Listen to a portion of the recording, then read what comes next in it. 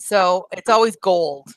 What happens before I hit start broadcast? Like before we start recording, we are like gold, and then this will probably be lame from here on out. Just saying. Oh, can I just say, Jamie, I love the Steve Jobs look. I really, really, really like the black turtleneck. Okay, that might have been the smart, but I do think you look great in the black turtleneck. Well, So- thank you. Yes. Wow. That can be your uniform from now on. Oh, good. I actually appreciate uniforms because sometimes I'm just like tired of trying to figure it out. So Yeah, for the longest time, my mother-in-law wore like a suit look. And I think that she had different pieces, but it was basically sort of like a black business professional sort of. She always looked put together.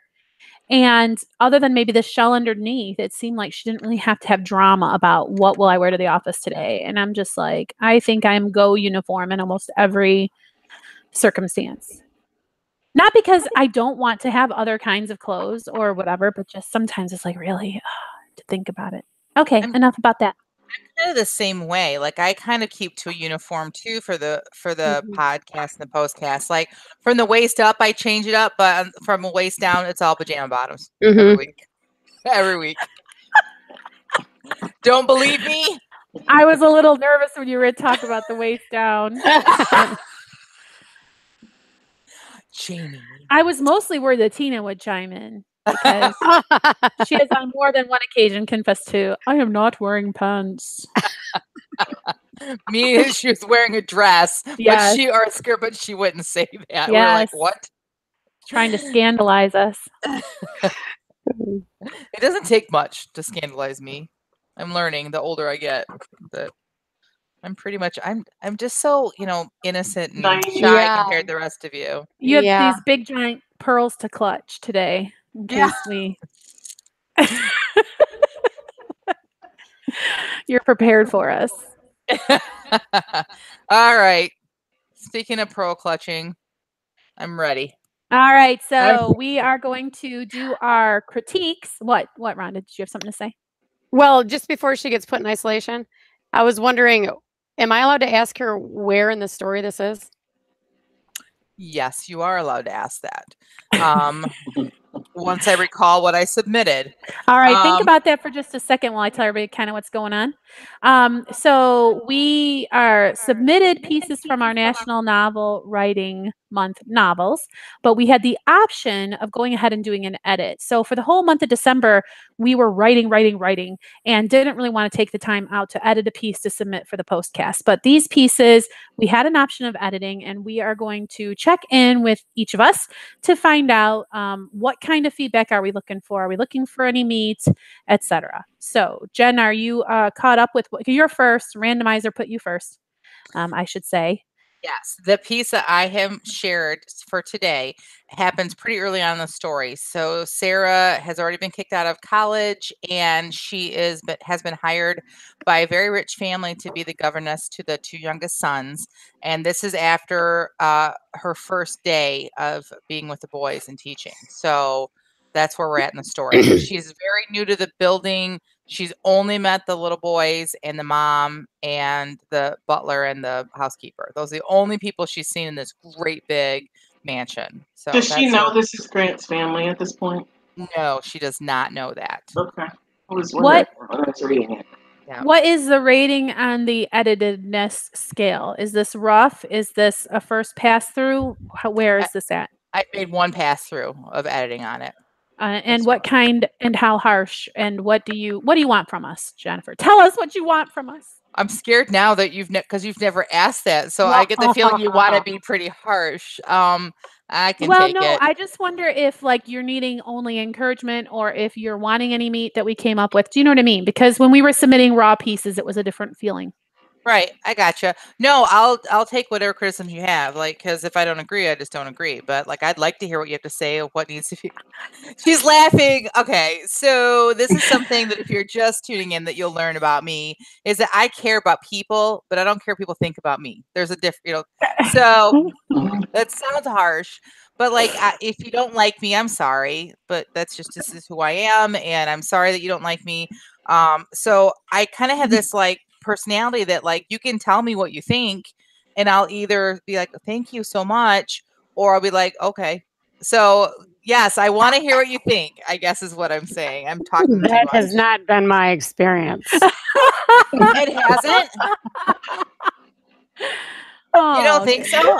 No, remember that one time that I critiqued one of your favorite characters? Oh, Phoebe. Yeah. Oh, yeah. I remember what scene that was. I'm not bringing it back up. I didn't get upset. Oh, I think I hurt your feelings and I felt really bad. But you did I change don't it. remember it that way. I did change it. Okay. She did change it, and that was a just good goes to show you that that we all want to hear it, because that did cause her to change course. And if you don't tell somebody that you think that they're kind of missing it, then how can you help them? And I think that your work is all the better for it, really. Oh, for sure. That scene is so much better now because of that, and which will change the entire trajectory of the story because of that. And I went through it. Did I share it like 2 more times or 1 more time? Like I shared it. You did another one, and you overcorrected. Remember? Yeah, and then I had to come back. So a total of 3 times I brought it to you guys. So like again, back to editing, like it's a process. And so, but I agree. I think that like I needed to hear it, and it might be uncomfortable to tell someone what you like your honest opinion about what they've written, but it's my story is the better for it for sure. So awesome. Okay, right. so Jen, you have to be first, and everybody has her piece ready to discuss. How we do this, if you recall, is that Jen cannot talk while we are critiquing her work, but then we will, quote unquote, let her out of isolation to discuss with us once we've finished having our discussion. So, ready, Jen? I am ready. All right. So, who wants to go first? Jen's piece here. I will. Awesome.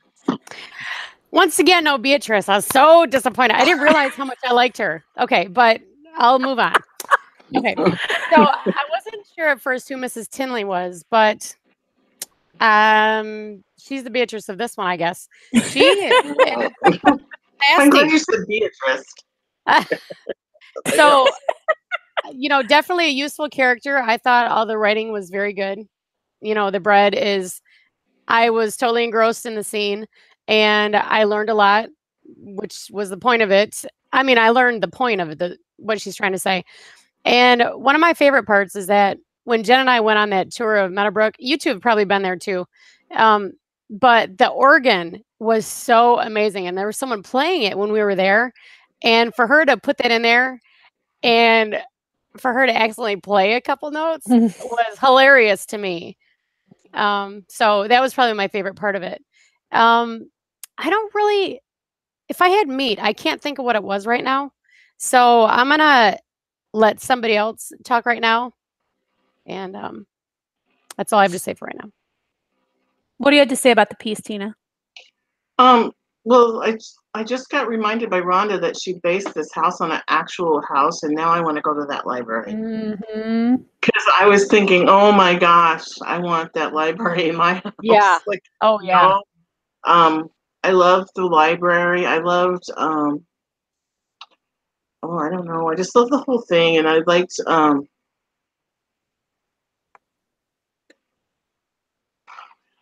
don't know how to say this. I don't know. It just felt like Fantasyland to me because of the library, like going into this huge library and going through and looking at all the books and then finding the ones that you're looking for. And then to have somebody come and tell you couldn't go in there. Like, I was like devastated. Like, what? I can't go in the library? Like, everybody should be able to go in any library ever. Anyway. And then I was like really intrigued, like, who is this guy? I want to know who this guy is. So I want to read. So well, we know who he is because we met him in scenes because we read them later. But this is your first introduction to the brother of the professor, remember, who got into trouble with the first governess. So he's Beatrice's husband, Rhonda. Oh. The Cad brother, remember. So, but she's introducing him here, so he should feel new to you. So she's done sort of a good job there. And again, it's one of those reading out of chronology things that's tripping us up, I think, at this point. I totally missed that was Beatrice's husband. Yeah, I think I did too. Because everybody used Mr. and Mrs. and I know that's the way it should be, but I think if I had any meat, it would just be that I was confused at first. I thought that was the husband of the household. And I'm sure that if I was reading this in order, I probably wouldn't have that confusion. But at first I thought, oh, well, he's not a nice guy. Well, I and this think is Sarah what thought that it was yes. the husband, and that's why Mhm. you thought that. Oh, Mhm. okay. Yeah, Because Sarah Sarah thought, thought yeah, that. and then she Okay. thought, "My, he's young for her," or "She's not as old as she looks," and Mm. kind of all of that back and forth. I have to say that technically this was a great piece of writing, and I chuckled at her mistakenly playing the organ like a literal out loud because who hasn't been that person, right? Like, oops. And then fortunately, like the ceiling didn't fall down like in Goonies or something, Oh, and you yeah. think you got away with it, right? Only to find out later you were busted. It's a wonderful introduction to characters. And the reason I had asked her for meat was because it is not so much meat that I think there's anything wrong with the piece. It's more of like a wish list for possibly when this piece is revisited in editing. I would really like a little more of like, should I touch the organ? Because I want to see Sarah's character growth of being troublemaking and trying to overcome her tendency to be a troublemaker. Like, I would like to see a little more internal wrestling before, like, as she's looking at the organ, oh, I really want to, oh, but I'm trying to be a good girl. Like, you know what I'm saying? Not those words, but just kind of to get more of that feeling. Because in the beginning of the story here, she is on a path to reformation, right? Or she better watch her P's and Q's because she'll get fired from this job. Like, what is the motivation to behave? Right. I think Mhm. that would help make the character feel a little richer to me. And that was just about the only meat that I had. And again, it's just kind of like a wish list for added material. There's nothing wrong with the piece as it stands. And she could completely ignore my advice and have a piece that works. It just was something that I thought would make it a little more delicious.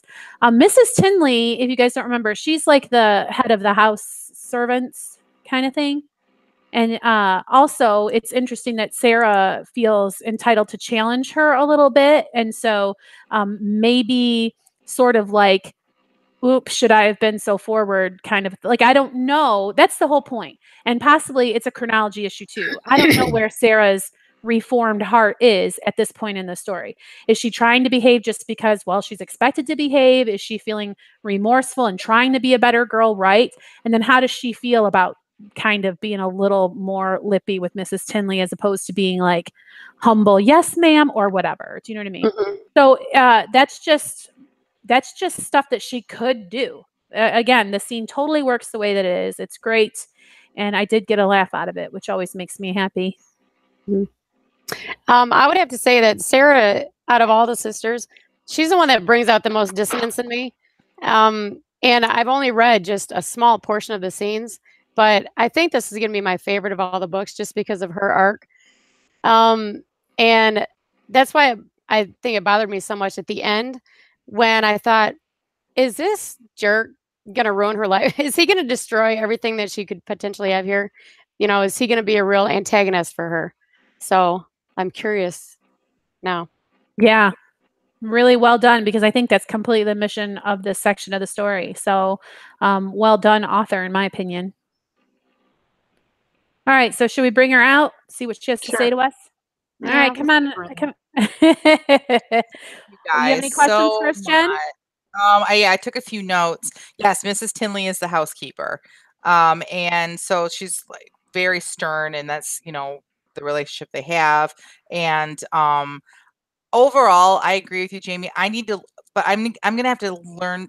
I'm gonna have to look at Sarah's character arc once I have the whole thing finished, because I need to make sure that the progression of her arc makes sense and isn't like all of a sudden she goes from being this like that to okay, you know what I mean? Like I've got to make sure that like I do that specific, but until I have the whole story done and get those Yes. pieces, I'm gonna have trouble doing that. I totally agree because you have the time before she even goes to the house to kind of establish where she's at when she goes there, right? So, Yes, yeah, yeah. I And hear you. so Mrs. Tinley is acting as kind of like the antagonist, like the giving Sarah authority to kind of fight against still, because she still feels like she still has that rebellion in her a bit. So I'm Yeah. still kind of working that out. Rhonda, I love that you went with me last year because you get to read this from a completely different perspective. Like Yeah. the library, did it sound like what we saw? Like, Oh yeah. yeah. So like, I just think it's so cool that you Yeah. were there and actually saw it. So And yeah, we'll have Tina's to. right. It is a wonderland. We should take a trip there at Christmas time, We all should. of us. That would be so Your fun. book launch party should be there. Yeah, that Oh. would be super awesome. Okay, so and I'm sorry that it's out of chronological order. I really wanted to all right. share what I wrote this week. There was a piece like that comes after what what I've shared already that would make more sense, but I didn't write it during Nano, and we had said last week that we were going to edit a piece, like not bring something raw, and so I had to bring something that I'd written a while back, so that it was far enough distance so I could edit it. If that makes sense. So Yeah. I am really sorry about that. Yes, Tina already answered this. Yes, you thought that he was the husband because that's what Sarah thought. But it's Frances Foley. Now she still thinks it's Frances Sutton because she doesn't know that the little boys, there's a different marriage here. She doesn't know any of that stuff because she doesn't need to know that yet, right? Like she's only gonna be told what she's. Let's see. I love your wish list, Jamie. That was pretty cool. I like that.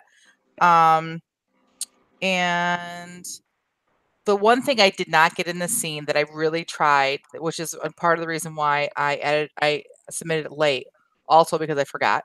But I was trying to fit in some foreshadowing for what I shared last week. Oh I yeah. thought this would be a great scene. I had already written that her stomach didn't feel well when Frances was kind of checking her out. And I kind of I tried fitting the foreshadowing in, but it felt so forced Yeah. that I left it out because I feel like when I go through again, like through the whole book on a second edit, I'm either going to find a more natural place or I will get inspired in how to put it in there. It just needs to be a little line just like on the Ferris wheel and Right. and just like in the at the playground.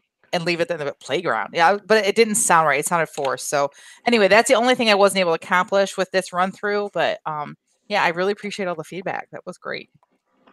Glad you liked Terrific. it. Well, is there anything else you need from us or have questions? I don't think so. Do you guys have any other questions? No. Your back is well fed? Very well fed. It's full. It's gonna burp. We had a burp conversation before we started broadcasting. All right. Thank you guys. All right. So then next is Jamie, correct? Yes, that is correct. All right.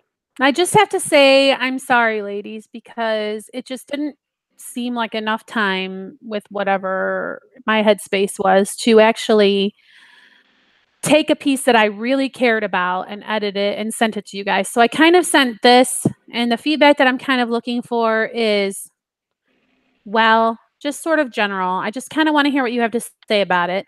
And yeah, it is just a piece that I chopped out and went through. It's probably a first read edit. We'll obviously need more, but hopefully it makes sense enough as is. So I'll shut up now. All right, great. Who wants to go first? I'll go first and say that I thought it had a good order to it, and the description is great. I'm right there in the scene. I can see them playing. I can hear the wall being hit. So that's it for me right now. I don't know why she's apologizing for this piece. I don't either. Like, I felt like this was gold. Like, I felt like, all right, so we've read lots of pieces of this work, and we've been introduced to the main character, Brianna, for like all those times. And yet she still kind of felt to me, I think, one-dimensional because we weren't reading the whole thing, right? So the pieces we were getting, I felt like were always kind of like similar aspects of the personality. And then we get this. And now I really feel like I'm starting to know this character because Jamie knows this character because she knows all of this stuff that we don't know. And like, just like, I just feel like I was there. Little kids would not think twice about being in their underwear with a sibling and wrestling. Like, you grow up with your siblings and you just don't, I mean, wouldn't think twice about it. And then to like the way she quickly progressed to the mom's reaction to her having to be in counseling, and then like just kind of drops in there that that her brother, like the fact that her brother killed himself eventually, which leads us to believe it had something to do with this. And it's just like my heart was in my throat. I was just so ill for Brianna and for her brother, and just so like, oh, could I not go back in time and help them? And they're not even real, but they're totally real to me at this point. Just like, I just thought this was so well done. Yeah. It's funny that you say that they're not even real, because they are. They are real people. Because, you know, I knew that Brianna had something in her past. Just from the little bit that I've read, I knew that there was something like this. And the whole counseling, I just like the way that the writer added that in, and the way it was presented to the child, and all that. Okay, I'm done again for a minute. I really, really, really liked this scene. I didn't like what happened, Right. you know, but just you get to see into Brianna's past so clearly, that here she had this family that she really didn't connect to anybody but this one brother, and then this horrible incident where her mom. I'm kind of wondering, did her mom misread something, or was there really something to it? I had that question too. Yeah, and I'm hoping that in the book that she'll give us a little more insight into that. But then to have that one relationship that she felt she did have taken away like that, and it kind of gives you, like I think Jen said, it gives you so much insight into her character and how it kind of her walled off. She's kind of seemed walled off to me in her other scenes, and so this kind of explains that. Yeah, I think that's a really great way of putting it, because even though we're inside her head for the story, as she's telling us a story, or we're seeing it from her perspective, there was a wall up for us, even as the reader. Like, we don't even get inside of all of Brianna yet. And even as Brianna is recalling this, she has a wall up for this too, because she still looks at it from a childlike perspective. She still like doesn't even admit like out loud in her head that her mom thought that there was something inappropriate going on. She just said, and then I was in counseling playing with dolls. And, you know, like, we know what she means. She knows as an adult, she knows why. But like, she's almost like the wall is still there, you know? And I just thought, gosh, so well done. Right. And Tina brought up the brother and whether he actually did anything intentionally. And I had the exact same thought. Me too. And if he killed himself later in life, is that why? You know, did that just start a spiral that he just couldn't get out of? And there's just so much in this very short little scene or portion of a scene. Yeah, so great. All right. Anything else? It just makes me want to read more. I know. I cannot wait to read this book. Me too. I wish you would just get with it. Yeah, could you just finish it Just already? get with it, Jamie. All right, Jamie, we are letting you out of the cage. Well, thank you very much. I appreciate that. I was really worried about, because it's 60,000 words with not a whole lot of stuff happening. You think to yourself, maybe people don't care to read this stuff, but this particular thing is apparently something that is meant to stay, because it kind of was like a side plot line, this whole thing with the brother. Do you know what I'm saying? It was not like part of the story. I don't even know, kind of. But I think what it is I want to explain to people how Brianna ended up being the person that she was, because it's not, I don't think, what the stereotypical person believes about women who are in relationships like they're in. Do you know what I mean? Like, I want her to be an individual. And it's really, really gratifying to hear that worked to help make her seem special to you. And I mean, a bit of a spoiler here. I mean, she has a horrible mother.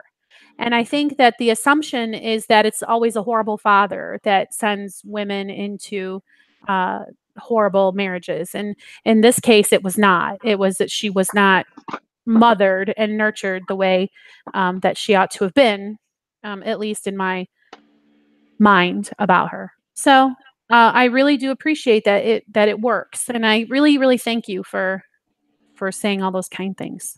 And I would argue, you said that, you didn't think it was really part of the story, but like it is I think after reading it, I think it really is a huge part of the story because it's a huge part of what makes Brianna who she is. Like it just Yeah. told us volumes in like 500 words or however much this is, Well, thank so. you. And the rough parts are before and after, right? Because transitioning into, you know what I mean? Like whenever you have to have your character be reflective about something, it's just kind of awkward to be like, so she started to think about, like, so the bit before and the bit after were chopped off so that you guys could read the part that I felt was working, and then the other bits are the pieces where connecting all of the dots is going to be a little bit difficult because right now my novel is a patchwork.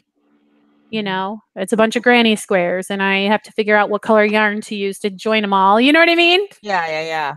She could Absolutely. experience something that triggers the memory, like two little kids wrestling, or Right. Oh, yeah. Or she trips over a hula hoop. Yeah. So, can you comment on Danny? Well, the way that it feels to me right now when I'm in the story is that it was completely innocent, but because the mother was so warped, she was able to, and she also hated him for whatever reason. He was not the favorite child, and she never was it like she was horrible to him anyway, and it was just kind of like, see, I knew you were this terrible child. So she is putting this into him and making him think, oh my goodness, am I this kind of a monster of a person, and whatever. So that's how it feels like it went down to me right now as I'm writing the story. I don't know if the readers will ever get the benefit of kind of knowing that, because to me that would have to be like revealed in some sort of a device like a suicide note, or Charlie said to me, or if it's just going to have to be that the reader ends up having questions. That will depend on what happens when I get that joining yarn out and start connecting the squares. My grandmother, her mother was horrible to her and made it very clear that she wasn't as pretty as my aunt. She wasn't like as smart as my aunt. My Wow. grandmother looked like my great grandfather and his side of the family, and her sister looked like my great grandmother and her side of the family. And my great grandmother had so much animosity towards at least my great grandfather's family, maybe my great grandfather, that she took it out on my grandmother. So I mean, the fact that Brianna and this brother look so much alike, they're both bigger, whatever, like that could even be like a plot point or something that you look at. So I mean, because that's true to life, that happened for sure. Yeah. So. Yeah. Wow. Yeah. Oh, Jamie, I forgot to bring up the whole potato chip bag thing. The look on his face, that whole description right there. I love that. That was so. You said so much. I knew exactly what that looked like on his face. Yes, and of course it's because he's a fat kid, right? Like if one of the skinny kids would have eaten the potato chips, do you know what I'm saying? There's just a whole lot that's packed into that piece. I'm glad that it worked because again, it was another sentence that I kind of was like, is this sort of runny-ani, or is it communicating enough? Because I do long sentences, and sometimes I wonder if they confuse people. So I'm really glad that that particular one worked. Thank you. I didn't feel like any of this ran on. No, thank you. Did. Awesome. All right, you need anything else from us? No, I just so appreciate that. Thank you. Awesome. That was good work. All right, Rhonda. What kind of feedback are you looking for, my dear? well, all right. So I apologize for not following the rules this time, but when I went to submit this the other night, that's when I discovered that my nano piece was destroyed. So I didn't have anything that I could actually submit at the time. So I did what I could. So this has been gone through on a thorough first draft. So we know that it has to be gone through at least one more time, if not two. So feel free to say anything you want about it. You've read every scene up to this point. So if there's any confusion, we need to work on that. Okay. All right. Okay, someone else has to go first because somehow I don't have my document open. I mean, I have some general impressions, but I really want to look at it. Okay. Tina, how about you go first? I feel like we've been talking over you or not giving you a chance. No, you're fine. Oh. I still just really like Nettie. Mhm. These characters are great. The way she writes interpersonal relationships, it's just so true to life that you feel like you're right there with them. And I love the personality of Nettie. And except, I'm not, why is she picking on? And I can't think of the little girl. Junebug. Junebug. Like, why is she picking on Junebug? I want to know. Because she's old and grouchy and just would. I don't know. That's how Yeah, I wonder if she's picking on Junebug more or if she's picking on Jenny more as the Right. parent of Junebug and how she's parenting her. I wondered that because I kind of wondered the same thing. It felt like out of character for Nettie, but I think sometimes I put a little bit of my like expectations of Nettie on who I feel like Nettie is based on.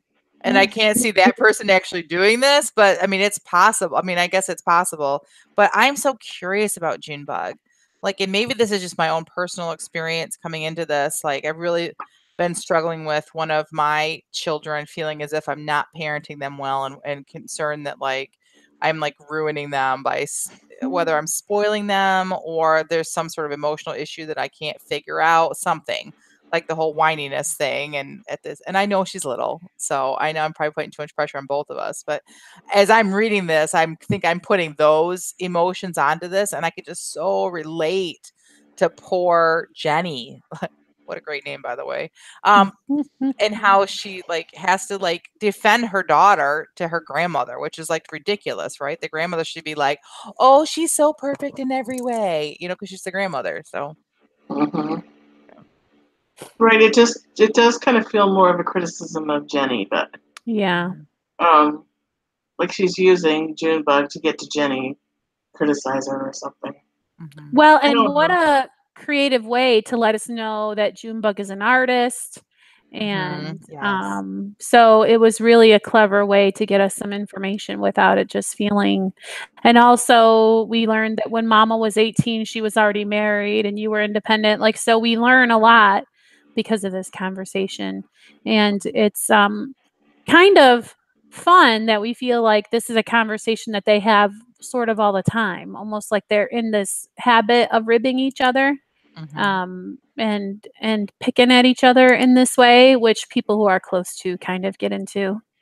I love that at the end, I'm like, what choice? What's going to change? What's going on? Like, that's exactly what she is supposed to do at the end of a chapter, right? And it worked. She did really well with that. It made me really wonder, like, well, what decision is it that Jenny has to make? So I just feel like this is what I wanted to say.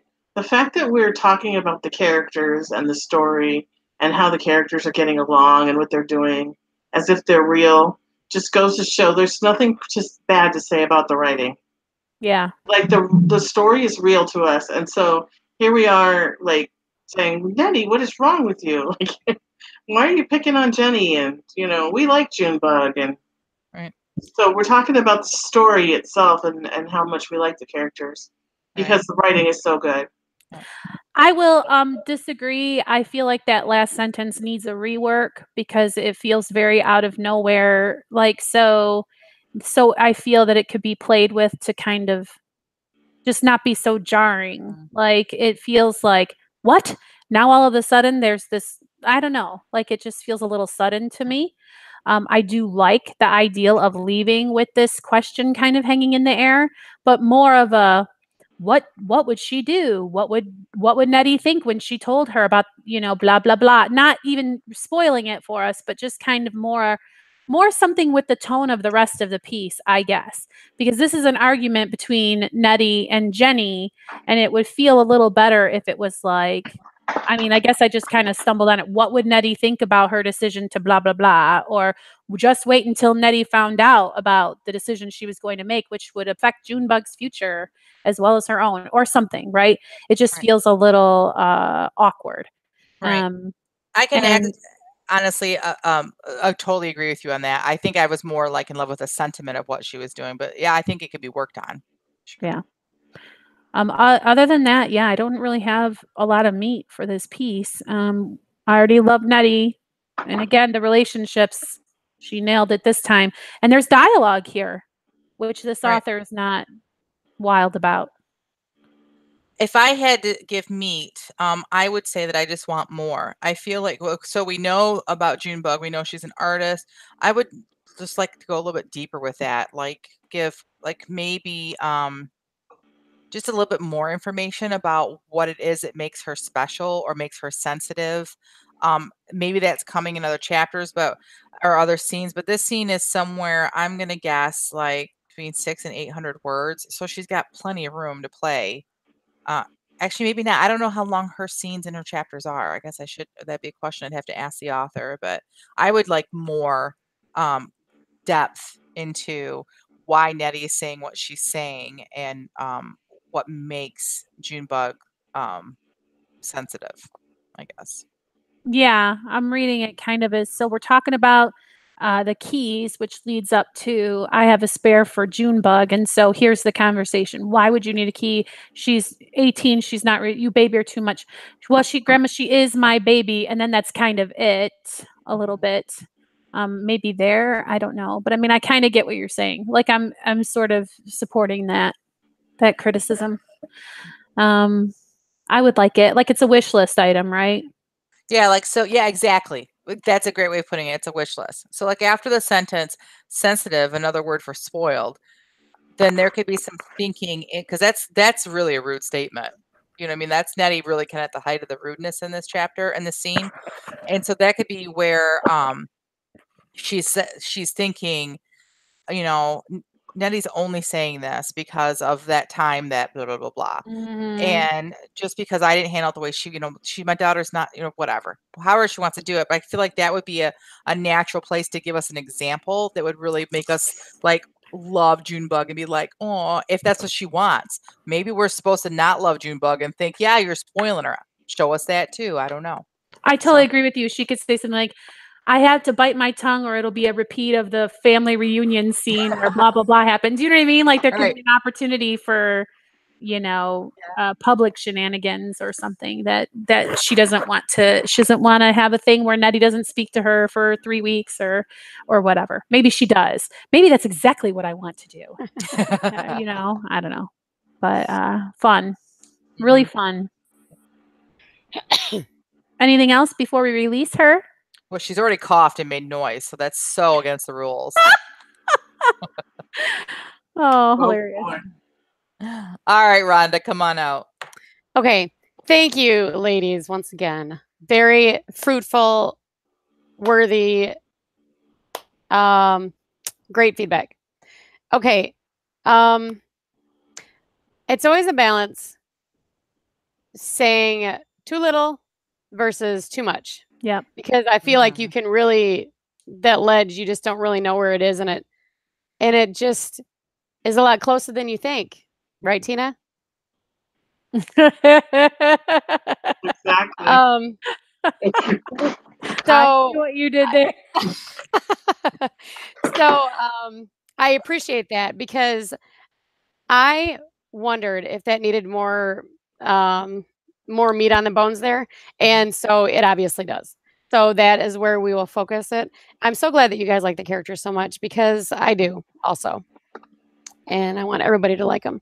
And yeah, we'll add more backstory about Junebug there in a few sentences or something. So thank you for that.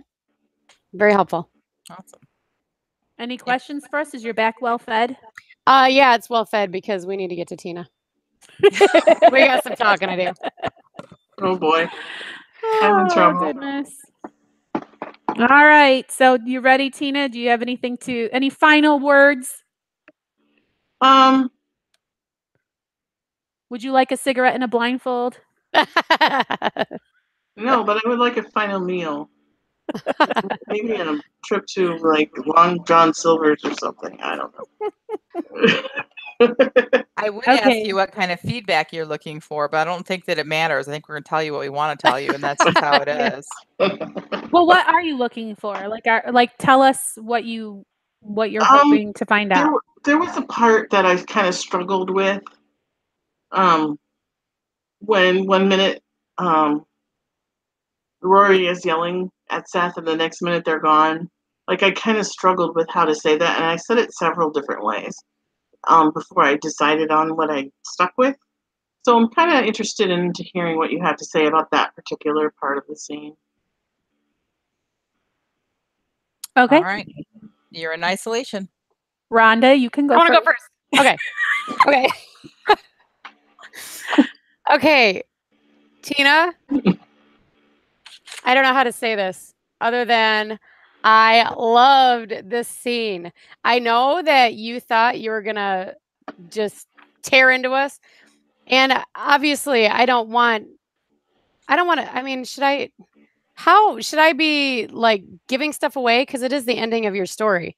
Well, it's gonna be presumably added to anybody the here has read it. Yeah. right, and it's going to be up on our Patreon page so people can read it. So Yeah. you're Okay. not- All right. Okay. Okay. All right. So, obviously, that poor little child, I loved her, and I am so sad about that. And to find out that Seth became a Christian, wow, did not know that was going to happen. I don't know if I missed something or if that's a surprise for us today. But Rory, wait, why am I not remembering her name? Rory? Yes, Rory. Okay. Mhm. I just knew that about her. I knew that this was going to be a tragedy for her, and you did not disappoint me at all. I mean, obviously, I think that if they hadn't fallen off the cliff, I think she would have shot him. So that's my opinion. But I was not disappointed in this at all. I thought it was fantastic. And about the cliff scene, at first I thought, well, there wasn't a lot of suspense to that, but she wasn't expecting them to fall off the cliff. So there wouldn't have been like her pushing them toward it because she didn't know it was there. So I am completely fine with that part of it. So that's all I have to say for right now. I would agree. I really actually pulled that out to be a major piece of bread because it's kind of like I was talking about finding the yarn to connect all of my granny squares. Sometimes I have to say something and I feel like, how do I say this though? Because, you think every way that you try to phrase it is trite or I don't know. But like she kind of just says it and it works. And I always admire when people are able to do something like that in a story that I would overthink 5 ways to Sunday. And meanwhile, it's just as simple as saying it. They were gone. They fell off a cliff. So that is a major piece of bread for me. And also, I would say, I think that this author expected us to hate her for either A, killing off the daughter, or B, killing off the husband, or both. Or maybe she thought we would hate that there's not a happy ever after romance component happening. I'm not sure what the author really thought would get us worked up. I Is will there say, not a happy ever after? well, not the one that we might have been thinking if we were Right. doing like the planning and it was reading like Rory and him might get together kind of a thing. So I'm not sure what the author thought would get us worked up. I am a little worked up because to me it feels very like how when you get a criticism that Deus ex machina, the god of the machine, just suddenly comes and solves all of the problems. I just really felt like it was a major neck snapper. What do you mean Rory is suddenly this horrible evil person that would shoot people? Like it felt too sudden for me. I wanted a slow burn if I'm going to get that kind of an ending, or kind of like when you watch The Sixth Sense, which has an unbelievable twist ending. If you go back and watch it, you can see it coming from a mile away. And so I would give the author sort of like the chance to let me read the whole thing and see if I can see it coming or not, because otherwise it just really felt like, wait a minute, you just totally betrayed me by turning this character into something totally out of character for her. And it just really threw me out. So fine if the ending is that the child dies, which I'm not saying that that's not sad. I'm saying like that didn't upset me. Like it seems like something that could happen in a book. I don't need a happily ever after. I just want the characters to be consistent in how they're acting. And it seemed like this whole book, we had no clear antagonist. And then poof, we have one in this last scene. I absolutely agree. That's my meat for it. I disagree with you guys about the last scene. I felt like the cliff scene was completely awkward. And I mean, would she not have screamed? Like, I don't care if total strangers fell off a cliff. I would scream. There'd be something, there'd be like, but there was like, no, like it just, oh, they're gone. That's how it felt when I read it. So I think that she does need to work on that some more. But I agree. I felt like, I don't care that there was no happily ever after. I don't care who she kills off in it, but And it you're has the to be romance writer. yeah, but this wasn't a romance, right? Right. So But you we would said, think that you would be upset about that if anybody would. I'm actually more upset about the fact that she put romance between the other two because of course, again, like you said, haven't read the whole thing. So maybe once I read the whole thing, it'll be different. But it felt like it was just thrown in there so there would be some sort of love interest and like to pacify people. Like, yeah, I killed these people off, but look, now these two are going to be together. Like that doesn't work. Like so, I agree. I didn't know what she was upset about. I just feel like it didn't work. Like I feel like, again, just like Jamie said, like I'm all for a surprise ending, but there has to be the writing leading up to that surprise has to be in such a way that your readers don't feel like you completely wasted their time. Like pull me along in this story and this is how the story is going and all of a sudden, oh nope, everything you thought's wrong. That you're going to lose readers quickly that way. But like that was a great example, Jamie, the Sixth Sense, perfect example because the end of that was completely different than what anyone thought. Nobody wanted, I don't want to give it away because it's such a great thing, but nobody wanted this particular person to I'll say to die. I don't think it's giving away too much. In that movie, yet you didn't feel cheated. You felt like, oh my gosh, where this I felt like was, if I'm to be honest, I felt like it was, I'm going to shock people just to shock people. And I think that something Tina said earlier in the podcast may have shed some light on it for me because she made a comment of how it wasn't her story. That all the work we put into October and all that, like it wasn't her story. And so I'm wondering if this was more motivated out of her need to this be her story and not what we helped create than it was the fact that she felt that the story needed this. So I'm curious to ask her that. Like we put a lot of work in October. We did a lot of prepping. And I'm curious to see how the thought process was for her to abandon like the storyline and to do this because I'm just curious, like there had to be some sort of thought process there, right? There had to be some sort of reason that the writer changed course in the story, and I'm curious to see as to what she felt that would accomplish with the story. And I'm also curious to know if she thought at all that she was going to lose readers over the long haul for people that won't want to read other stories if they feel like they're going to get the rug pulled out from them at the end too. So What was you were raising your hand, Rhonda. What is you wanted to add to that? Oh, I've got a lot to add to that. Okay. So first of all, there has to be at least 40,000 words that we haven't read yet. Right? Because we've read, yeah. So in my opinion, learning what I have about Rory so far is that she has always had a tension to her. Like she has not healed. And if she didn't convert in the story, then there's no reason to think that she doesn't have issues. And if she is damaged enough, she could see people fall off the cliff and be like, oh, well, that happened. And then figure out a story for herself. I agree with you. Right. So and I said that we haven't read the whole thing. And so right. Oh yeah, I know. What we read. Okay. Yeah. But specifically not screaming when they fell off the cliff. I agree with Rhonda that it is possible for somebody to be just so like you would scream, Jennifer, but you're normal and have normal attachment to your children. I'm kind of guessing that Rory does not. And it is something that I did pick up on that she never seems very affectionate toward the child. Because I mean, even when Tina talks about, I'm about to kiss Seth and in walks the little brat. And now what do I do? Like, I mean, I don't feel like she has maternal attachment. Like in anything that I've read, it's never like, it's, well, she really saved me and made me behave, but not really like, oh, I love her and she's the light of my life or something. So, I mean, I will give you that it's maybe because we haven't read the other 40,000 words, but then I would want to see that conversation with the shelter worker. Is she just manipulating everybody? Is she lying about Seth being a wife beater? Does she? We haven't seen that scene. So does she tell this woman that he's beating her? Does she lie? Is he a wife beater? Is he a bad guy?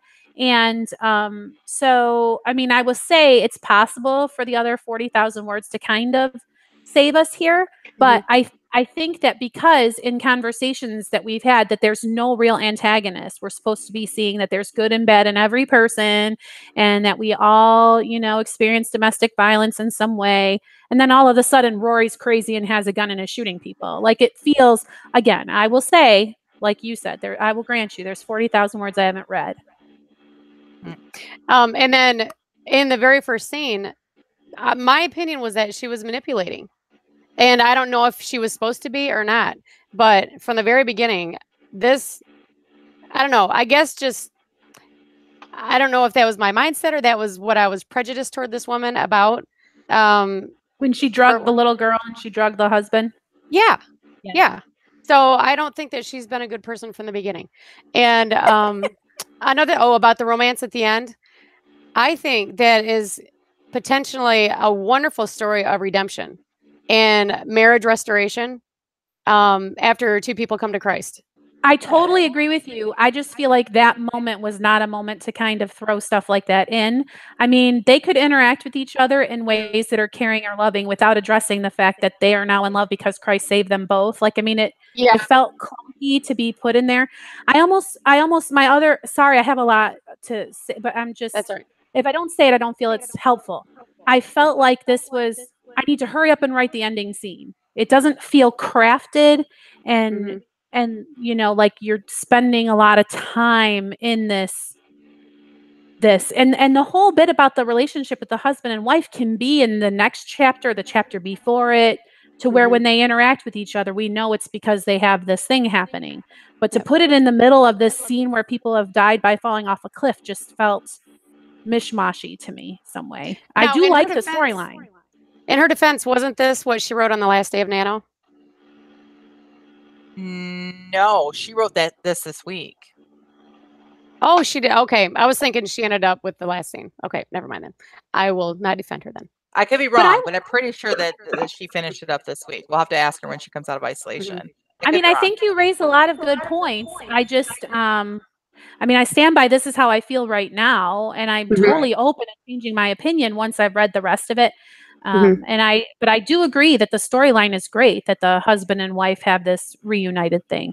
And I did feel there was a little bit of head hopping happening to where it's like, now we somehow have this internal story about the two of them being in love. Like, I mean, it felt like the whole thing kind of needed a little more shaping. And also in the vein of that fact that we need to read more of this to be able to judge, I'm a little hesitant for her to say that the theme of this is domestic abuse, domestic violence, because unless she specifically wants to say that this is domestic violence, the woman being violent to the man, because if you touted it as a book about domestic violence and then the woman, you start showing that everybody is violent, everybody, feeds into it, then you're telling women that are in that situation, well, yes, he's being violent, but you have violent tendencies too. Do you know what I'm saying? I feel like that to take a stand and say that this is your theme, or this is something including the phone number and all that stuff. I think that you have to tread very lightly in that area because people will read it looking for support, and that may be counteractive to what your goal was. Does that make sense? But again, we've not read the whole thing. By reading the whole thing, we will probably get, hopefully get a different feeling. Well, I'm assuming that with her not being in the very beginning of the book, she separates from Seth. So the violence should be over. And so I agree with that. Maybe it should be dealing with woman, just not the violence, but a woman dealing with the aftermath in her life of probably a whole lifetime of abuse of all sorts. Well, in which case, then I go back to, oh, but that was just all a big misunderstanding, honey.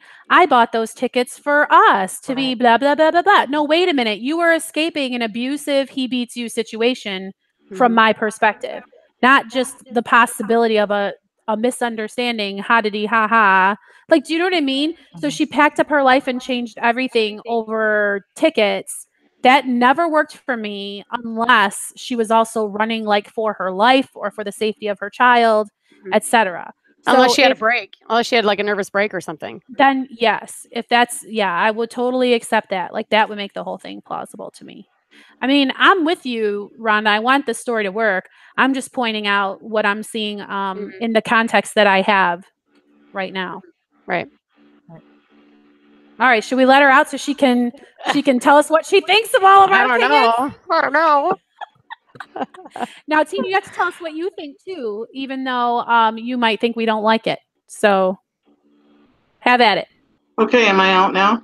Yes. Okay. Well, the first question that I heard was like, what was I afraid you guys weren't going to like? And I think it was just that I basically changed the storyline. Because when I sat down to write it, how am I going to put this? It became about female abuse instead of male abuse. So no, Seth is not abusive. And Rory just used Teresa's assumption. So she was at dance class. I don't know if I had you guys read this scene or not. But she had taken her daughter to dance class, and she had bruises on her arm. And Teresa assumed that she was being beaten because she works at a domestic violence shelter, and gave her a card and said, I can help you. Just call me. So it's actually, and it's not physical abuse though that Rory is guilty of. It's more of like the mental manipulation and having to be in control, and you have to be the center of everything, kind of thing, like a narcissistic type of thing. And so you're right. There's a lot you haven't read, and I purposely didn't give you a lot of scenes with Rory in them throughout the month because I was afraid it would give too much away. And then at the last minute, I kind of decided to give you this final scene just to see what your reactions were. So there's a lot in the scenes with Rory going through. There's a lot of flashbacks with her mother because her mother was the same way. Her father actually disappears when she's a little girl. And her mom tells her it's because he chose to stay at the beach when they went on vacation. So, like, there's just... Oh, I remember a little bit of that. Yeah, so there's a lot of things building up in her character arc that it's not going to be... You're not going to feel like you had the rug pulled out from under you in that final scene when you read the rest of it. At least I hope so. So as you're going along through the book, okay, I think that what you're trying to do is fun and experimental. So you're trying to make, like, are you trying to make the reader believe just like the social worker believed? And we're supposed to make all of these assumptions with a big sort of reveal at the end? Or are you trying to make us worried that Seth won't rescue the daughter in time? Do you understand what I'm saying? Like, so what is the perceived tension throughout the book for the reader? I think in the beginning, you see, because Rory never comes out and says that Seth hit her. She just kind of lets Teresa assume and lets her, like, help her get to the airport. And so it starts out with the reader assuming that Seth's the bad guy, and then starting to question that more and more as the book goes on. And then in the final act, when the dog gets shot and her gun gets stolen, and I want there to be like this doubt starting to creep in. Does not Seth, the hunky oil guy, does he Alex. ever wonder, like, I feel like I need someone in the book to start to wonder or to raise a question. Is that the role of the sheriff wife? That's partially her, and also we get some scenes from Teresa's point of view where she starts to question because she actually agrees to meet with Seth because he's trying to get her to tell him where his daughter is. And when he tells his side of the story, she really starts to have doubts about whether she did the right thing. And she ends up telling him where Rory is. Gotcha. Well, that all of that is very helpful because because I was with Rhonda during that first scene, and remember we had this whole big discussion about like, well, then who's your bad guy? Is Seth your bad guy or not? And you were kind of like, well, I don't want to have a bad guy, but that's a novel. You have to have a bad guy and a good guy. Like it's just story structure or who's going to read your 60,000 words or whatever. And so to hear that I get some clues and that it's not just like a sudden neck snap, what? Suddenly Rory is horrible, really makes me feel a lot better about the trajectory of your piece. So thank you for explaining that. Yeah, and I also have some scenes in there where she kind of snaps at the kid at different times, and like some of that starts to come out a little bit, and then she reins herself in, kind of Yeah, thing. I So would we're need gonna to see more of this Christian girl that peeks out from behind a door. Like, I hope that there's a lot more of that in the book because it seemed like you were treating that as a recurring yes, theme. So, it's not a Christian girl. It's basically her where she stopped. Usually, when children have a trauma when they're young, they kind of stop development at that stage. right. So that's kind of like her age when her dad disappeared, kind of thing. And so that's like the inner child. That was like a psychological device that I was using. Like her inner child is haunted and hurting and stuck in this dark place. And there's a way out, but Rory keeps slamming that door shut. Kind of idea. Awesome. Yeah, this is all really helpful information because it does make it look a whole lot different, and the scene reads a lot different with this information. But unfortunately, now that I know this, I don't like that you killed him. Before, I didn't care. I didn't care, but now I feel like it. Now what? So the scene's over. The book is over. He carries Rory off, and what? Like, so nothing happened. Like, she's the bad guy, but she got away. They're dead. Stories over. You know what I'm saying? Like, where there's and I think they can still be done right. There's a movie with Johnny Depp. I can't believe I'm even quoting a Johnny Depp movie. I think it's called The Window, and I'm not sure how appropriate or what it's rated because that was a long time ago that I watched this. But where we don't find out, like there's a person in this, and we think that like he's in danger, and we find out at the very end, kind of like what you're doing, like really that he's the bad guy. And it's very well done, but done in a way to where like you're like, oh crap at the end without feeling like, wait a but what just happened here? You know what I'm saying? So And yeah, I was like telling Jamie, I think it was yesterday we were sprinting. Was it yesterday? I think you were there too, where I've been Maybe. really thinking about an epilogue or another chapter. Hmm. Because I do feel like the story isn't done quite yet. Well, I will stick by my piece of meat that says that it felt very hasty. When you wrote, even today during our 25 minutes, it was like he unfolded his parka so that he was looking down a tunnel of wolf fur. I don't know where that Tina goes when these kind of pieces come in because this feels end. like, yeah, well, they want an ending. So blah, blah, blah, blah, there's the end. It does not feel crafted. And also, I do not care for all of that mushy smushy stuff between the cop and his wife in the middle of this kind of a crisis. I want to feel like, oh my gosh, she has a gun. Oh my goodness, they fell off the cliff. Not like, oh, the harps of love are strumming. Like they need to be separated, in my opinion. You know what I'm saying? There I needs to be wanted them tension. to be. I was trying to figure out how I was going to put this tension between the fact that he feels this responsibility for Rory, and he's carrying her off, but in his heart, he loves his wife. So can you probably I'm think? gonna have to move that somewhere else or something, but maybe there is a next chapter I need to write.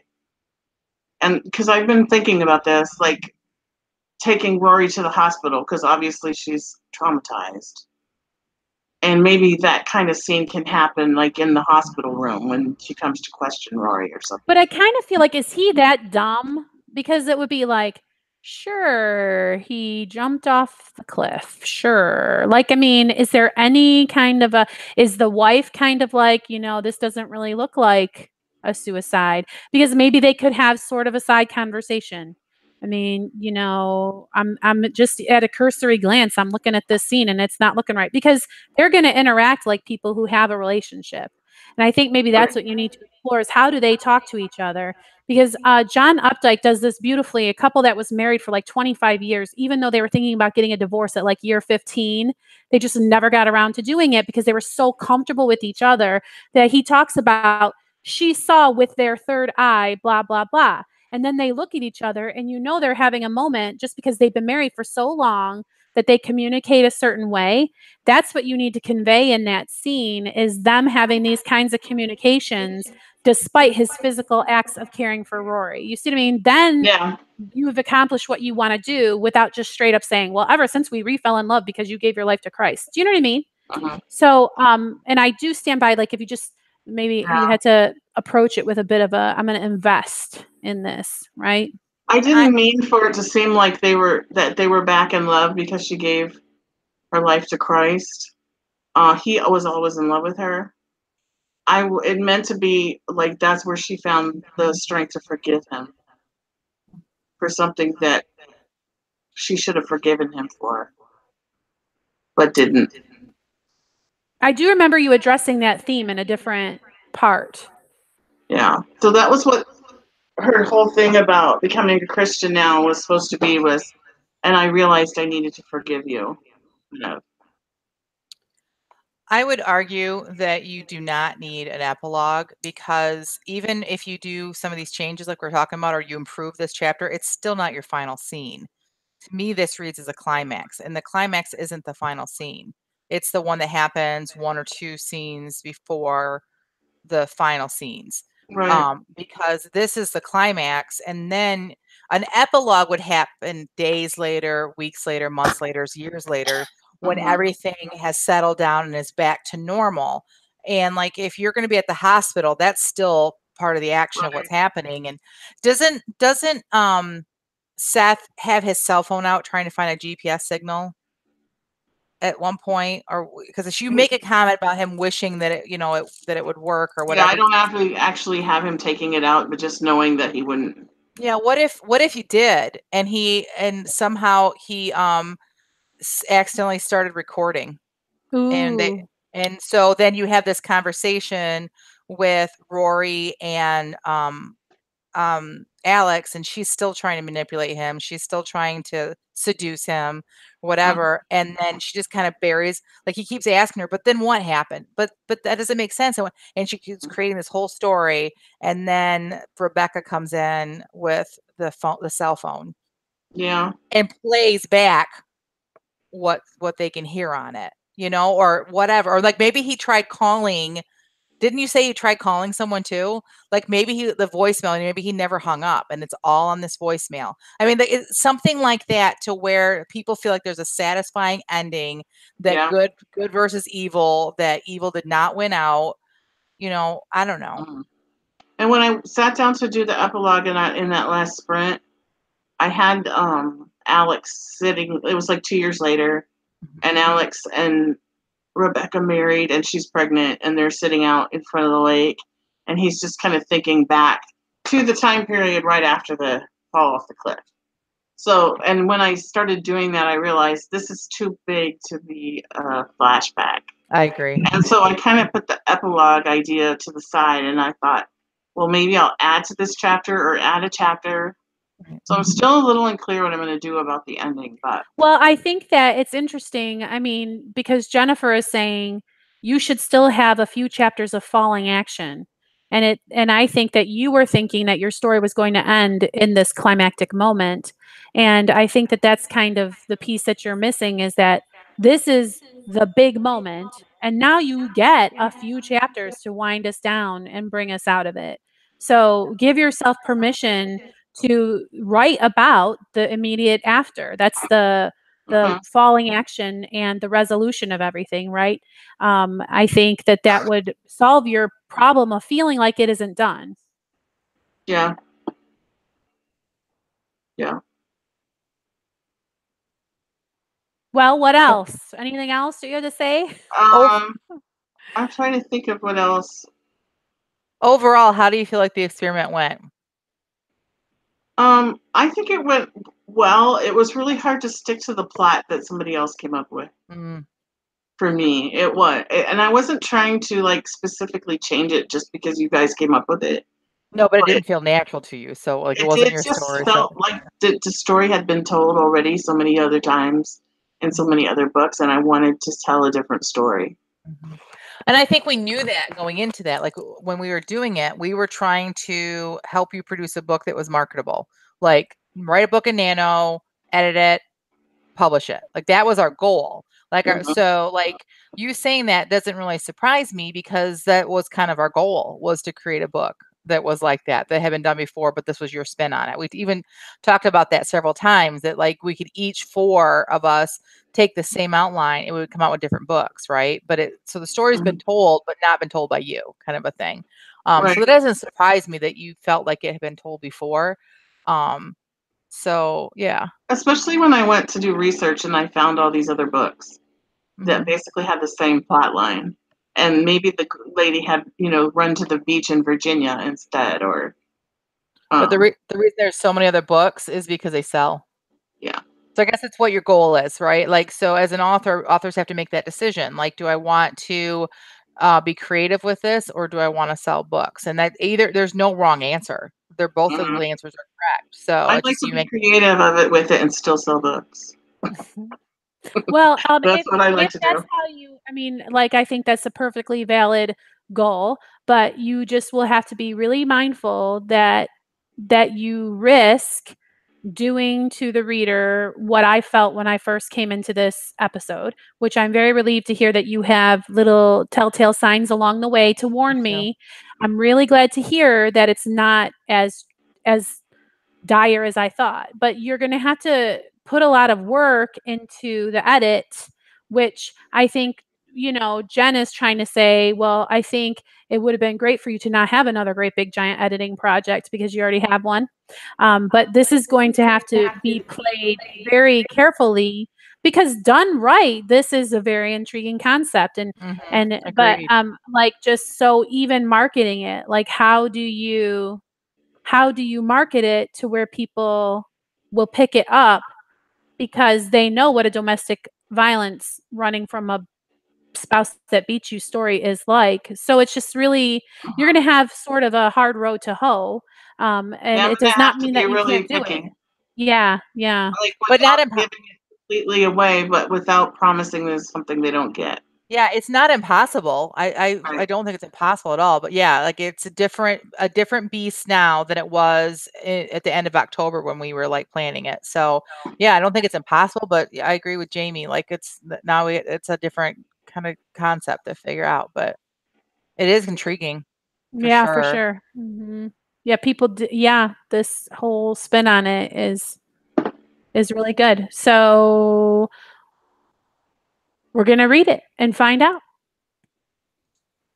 Someday. I'm going to take All right, Rhonda, you're really quiet there. So how are you feeling now? She said everything she wanted to say. I've said everything that I wanted to say. Sorry to call you out there. Poor Rhonda's been called on twice today. Rhonda, you go. Oh, okay. Rhonda, what do you think? I already thought. I don't think twice in one day. Sorry. Well, I can tell that it's getting close to time for us to be done because my ears hurt. Do your headphones bother you? Yep. Yeah. So, all right. All hearts clear. Anyone else have anything to say or ask or comment, or you feel okay? Do you feel well fed, Tina, or is there more? I wanted to know what you guys' reaction was to me changing the basic premise of the story, and that's what I got. Yeah, I have no problem with what you laid out here. I did have a problem reading that scene totally out of context because it really did feel like an abrupt change to me, just based on the little bit of the story that I had been able to read. Right. So I do stand by the criticism if I only get what I got. Like if you're telling, if all of this other things align, you know what I mean? So Yeah. you changing the story is not a problem for me at all. You killing people off is not a problem for me at all. Okay. And I kind of knew it was going to be really abrupt and and you guys didn't get all that back stuff, but and I debated whether to do that or not, like give you this final thing. But I'm glad I did because I got some really good ideas for where I want to go with it. Oh, good, because that's the whole point of sharing your writing with another writer, right? Right. Yeah. And I knew it didn't feel quite right Mhm. as an ending, so that's another reason I wanted to submit it. Awesome. Well, that's the end of our live broadcast, at least for a while. Wow. I really enjoyed the live, not only because I didn't have to edit throughout the week, which was pretty awesome, but just I don't know, there's something a little bit more adrenaline rushed with doing everything live. That's kind of cool. Well, bless you. Thank you. Well, and I think it helps us to like, I mean, oh well, it's live and whatever happens, but Right. it maybe will help us give you less to edit in the future if we, can be this sort of efficient or whatever in our speech going forward. Sounds good. I'm really thankful for anybody who tunes in to watch and for our patrons. Just want to say that. Yes. And I hope everybody has a wonderful Christmas and New Year and all that stuff, even Right. though you're going to see episodes that we recorded before. But this is our starting now. last chance to say Merry Christmas to everybody Yes. because like we recorded this after the ones that everybody's about to see. So weird. It's magic. Well, Merry Christmas, everybody. Merry Christmas. Merry See you. Christmas. All right. Till next time. Bye, everyone. Bye. Bye.